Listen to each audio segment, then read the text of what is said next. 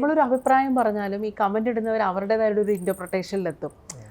എന്നിട്ടാണ് അവർ കമന്റ് പറയുന്നത്. എനിക്ക് പലപ്പോഴും തോന്നിയിട്ടുണ്ട്. അത് ഭയങ്കര രസമാണ്. അത് നമ്മൾ എല്ലാ കാര്യങ്ങളിലും ഉണ്ട്. ഇപ്പം നമ്മൾ എന്ത് കാര്യത്തിനെ പറ്റി പറഞ്ഞു കഴിഞ്ഞാലും, ഇപ്പം ഒരാൾ എന്തെങ്കിലും ഒരു കാര്യം നല്ലത് ചെയ്തു എന്ന് പറഞ്ഞു കഴിഞ്ഞാൽ ഉടനെ അതിനിടയിൽ വന്നിട്ട് ഇവർ ഭയങ്കര നല്ല ആൾക്കാരാണ് എന്നൊക്കെ പറഞ്ഞിട്ട് കമന്റ് ചെയ്യും.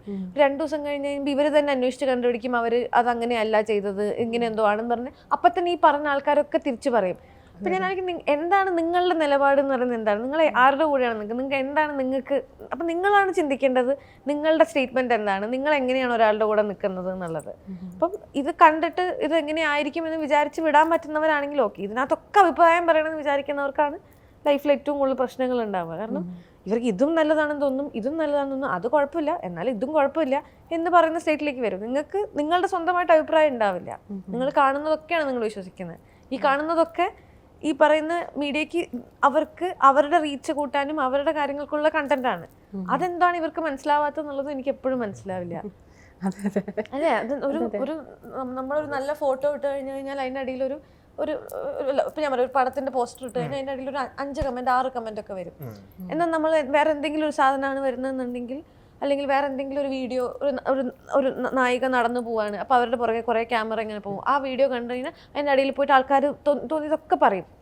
അപ്പോൾ അല്ലെങ്കിൽ ഇവർ അവരുടെ ലൈഫിൽ എന്തെങ്കിലുമൊക്കെ നല്ലത് ചെയ്തിട്ടുണ്ടാവും, അല്ലെങ്കിൽ അവർ മേ ബി രാവിലെ ഒരാളെ സഹായിച്ചിട്ടായിരിക്കും ചിലപ്പോൾ ഈ പറഞ്ഞ പോലെ പോകുന്നുണ്ടാവുക. ഇതൊന്നും ഇവർക്ക് മാറ്റർ അല്ല. ഈ പോകുന്ന ആൾക്കാർ എന്ത് ഡ്രസ്സ് ഇട്ടു എന്നുള്ളതോ അല്ലെങ്കിൽ എങ്ങനെ ഇവരെ ഷൂട്ട് ചെയ്യുന്നു എന്നുള്ളതൊക്കെയാണ് ഇവരുടെ മാറ്റർ. ഇതൊന്നും നമ്മുടെ കുറ്റമല്ല.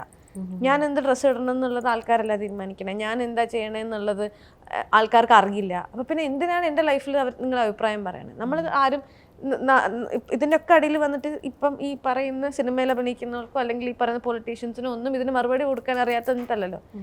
ഇവർക്ക് ഇവരുടെ പ്രയോറിറ്റി വേറെ ആയതുകൊണ്ടല്ലേ അവരത് ചെയ്യാത്തത്. ഇതിനൊക്കെ മറുപടി കൊടുക്കാന്ന് നമ്മൾ ഒരാളോട് പോയിട്ട് ഇതുകൊണ്ടല്ല ഞാൻ ഈ ഡ്രസ്സ് ഇട്ടെന്നൊക്കെ പറഞ്ഞിട്ട് നമ്മൾ എന്തിനാണ് ഇവരോടത് പറയണത്? അവരെന്തിനാണ് അത് അന്വേഷിക്കണത്? നമ്മൾ ആരുടെ ലൈഫിൽ പോയിട്ട് മറ്റേ ഫേസ്ബുക്കൊക്കെ എടുത്ത് അവരുടെ പ്രൊഫൈൽ പിക്ചറൊക്കെ നോക്കി നിങ്ങളുടെ ഫാമിലി ഇതാണോ, നിങ്ങളുടെ കുടുംബത്തിൽ ഇന്നാൾ ഇന്നടുത്ത് പോകുന്നുണ്ടോ, അതൊന്നും നമ്മൾ ആരോടും അന്വേഷിക്കുന്നില്ല. അപ്പം നിങ്ങൾ എന്തിനാണ് അവരുടെ ലൈഫിലും അങ്ങനെ കയറി ഇടപെടുന്നത്? അതിൻ്റെ ആവശ്യമില്ലല്ലോ. ഇപ്പോൾ നിഖില പറഞ്ഞൊരു കാര്യമുണ്ട്, നമ്മൾ ചുറ്റുപാടുകളെ സ്വാധീനിക്കുമെന്ന്. ഇപ്പോൾ പലപ്പോഴും ഈ സിനിമകൾ തന്നെ ഈ സ്ത്രീധനം പശ്ചാത്തലമാക്കിയും അതുപോലെ തന്നെ ഒരു കല്യാണം, കുടുംബം, അത്തരം തീമിനെ ആസ്പദമാക്കി ഞാൻ ചില സിനിമകൾ, ഇപ്പോൾ ജയ് ആണെങ്കിലും ഇപ്പോൾ അലമാരയിൽ തന്നെ അമ്മായിമ്മയ്ക്ക് വള കൊടുക്കുന്ന സീനുണ്ട്, വിളക്ക് കൊടുക്കുന്ന സീനുണ്ട്. ഇപ്പോൾ ജയിൽ തന്നെ സ്ത്രീധനത്തിൻ്റെ കാര്യം സംസാരിക്കുന്നുണ്ട്. ഇതൊക്കെ ഇപ്പോഴും തുടർന്ന് പോകുന്നുണ്ടോ? എന്താണ് നിങ്ങൾക്ക് തോന്നിയിട്ടുള്ളത്? ഇപ്പം നമ്മുടെ നാട്ടിലും സ്ത്രീധനം വാങ്ങുന്നവരുണ്ടാവാം, സ്ത്രീധനം ചോദിക്കുന്നവരുണ്ടാവാം. എപ്പോഴാണ് നമ്മൾ അറിയുന്നത്? നമ്മൾ മൊത്തത്തിൽ നമ്മൾ പറയാണല്ലോ ഇത് അങ്ങനെ ചെയ്യുന്നില്ല എന്ന്. ചിലപ്പോൾ സ്ത്രീധനം കൊടുക്കുന്ന ആൾക്കാരുണ്ടാവും, നിങ്ങൾക്ക് എന്തെങ്കിലും വേണ്ടേന്ന് ചോദിച്ചാൽ അങ്ങോട്ട് കൊടുക്കുന്ന ആൾക്കാരുണ്ടാവാം, ഇതൊക്കെ ചെയ്യുന്ന ആൾക്കാരുണ്ടാവില്ലേ? അപ്പോൾ നമുക്ക് അറിയില്ല ഇത് ആരാ ഇത് ചെയ്യുന്നത്. ഇത് പേഴ്സൺ ടു പേഴ്സൺ ആണ്. ഇത് ഒരു ജില്ലയുടെ പ്രശ്നമോ അല്ലെങ്കിൽ ആ നാട്ടുകാരുടെ പ്രശ്നമോ ഒന്നുമല്ല. നമ്മളുടെ മനോഭാവമാണ് ഇത് വാങ്ങണോ ഇത് വേണ്ടയോ. ഇൻഡിവിജ്വൽസ് ചേരുന്നതാണല്ലോ ഒരു സൊസൈറ്റി എന്ന് പറയുന്നത്. ഓരോരുത്തരും അത് സ്വയം തീരുമാനം എടുക്കുകയും ചെയ്തു കഴിഞ്ഞാൽ സൊസൈറ്റിയിൽ തീർച്ചയായിട്ടും മാറ്റങ്ങൾ ഉണ്ടാവും. പക്ഷെ അതിന് ഇപ്പോഴും സമയം വളരെ വൈകിയിട്ടുണ്ട്.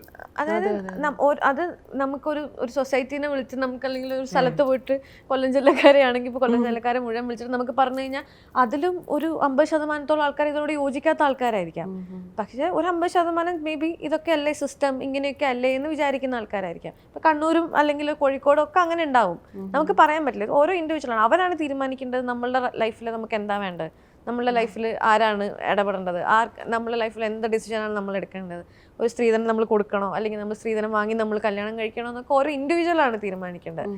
ഇപ്പം കല്യാണം കഴിക്കുന്ന ആൾക്കാരാണ് തീരുമാനിക്കുക, അവരുടെ അച്ഛനും അമ്മയും പോലും അല്ല എന്നാണ് ഞാൻ പറയുന്നത്. നിങ്ങളുടെ ലൈഫ് നിങ്ങൾ സെക്യൂർ ചെയ്യുക, അല്ലെങ്കിൽ നിങ്ങളുടെ ലൈഫിൽ നിങ്ങൾക്ക് ഒരു പാർട്ട്ണറെ വേണമെന്ന് തോന്നുമ്പോൾ നിങ്ങളൊരു പാർട്ട്ണറെ ചൂസ് ചെയ്യുക. നിങ്ങൾക്ക് ഓക്കെ ആണെങ്കിൽ നിങ്ങൾ കല്യാണം കഴിച്ച് ജീവിക്കുക എന്നുള്ളതാണ് അതിനകത്തുള്ളത്. അതിൽ ഇപ്പം നാളെ ഇപ്പം എന്തെങ്കിലും ഇപ്പോൾ കല്യാണം കഴിപ്പിച്ച് വിടാൻ കാണിക്കുന്ന ആവേശമൊന്നും നാളെ അവരുടെ വീട്ടിലൊരു പ്രശ്നം ഉണ്ടാകുമ്പോൾ ഇവരാരും കാണിക്കില്ല. എല്ലാവരും പറയും നിങ്ങളുടെ ഫാമിലി അല്ലേ, നിങ്ങളുടെ ലൈഫ് അല്ലേ എന്ന് പറയുന്ന ഒരു കാര്യമാണ്. അത് കണ്ണൂരാണെങ്കിലും കൊല്ലാണെങ്കിലും തിരുവനന്തപുരം ആണെങ്കിലും ഒക്കെ, ഇപ്പോൾ കേരള അല്ല ഇന്ത്യയിലൊക്കെ അങ്ങനെ തന്നെയാണ്, എല്ലായിടത്തും അങ്ങനെയാണ്. നമുക്ക് ഒരു പ്രദേശത്തിന് നമുക്ക് കുറ്റം പറയാൻ പറ്റില്ല. അത് ഓരോ ഇൻഡിവിജ്വലായിട്ട് തീരുമാനിക്കണം നിങ്ങളുടെ ലൈഫിൽ നിങ്ങൾക്ക് എന്താ വേണ്ടത്. നിങ്ങളാണ് ഓരോരുത്തർക്കും മാറ്റം വന്നു കഴിഞ്ഞാൽ മാത്രമേ ഇവിടെ എന്തെങ്കിലും മാറ്റാൻ വരാം, അല്ലെങ്കിൽ ഒരു പൊളിറ്റിക്കൽ പാർട്ടി വിചാരിച്ചു കഴിഞ്ഞാലോ അല്ലെങ്കിൽ ഒരു സിനിമ എടുത്ത് നമ്മൾ ഇൻഫ്ലുവൻസ് ചെയ്യാന്ന് വിചാരിച്ചു കഴിഞ്ഞാലോ ഒന്നുമില്ല. ഇപ്പോൾ ഒരു സിനിമ കണ്ടു കഴിഞ്ഞാൽ അവരത് സിനിമ കണ്ട് ഒരാഴ്ച 2 ആഴ്ച കഴിയുമ്പോൾ അവരത് മറക്കും. അതിനെ കൊണ്ട് എന്ത് ഇൻഫ്ലുവൻസും നമുക്ക് അപ്പം ചിലപ്പോൾ അവർക്ക് തോന്നുമായിരിക്കും, ഇപ്പോൾ ഒരു സിനിമ കണ്ടു കഴിഞ്ഞാൽ നാളെ എനിക്ക് തോന്നുമായിരിക്കും ഇന്നത് ചെയ്യരുത് എന്നൊക്കെ ചിലപ്പോൾ തോന്നുമായിരിക്കും. 2 ആഴ്ച കഴിയുമ്പോൾ ഞാൻ വേറൊരു സിനിമ കാണുമ്പം എനിക്ക് ആ സിനിമ ഓക്കെ, ഈ സിനിമയിൽ ഇവർ ചെയ്തത് ഓക്കെ ആണല്ലോ എന്ന് നമുക്ക് ചിലപ്പം തോന്നിയേക്കാം.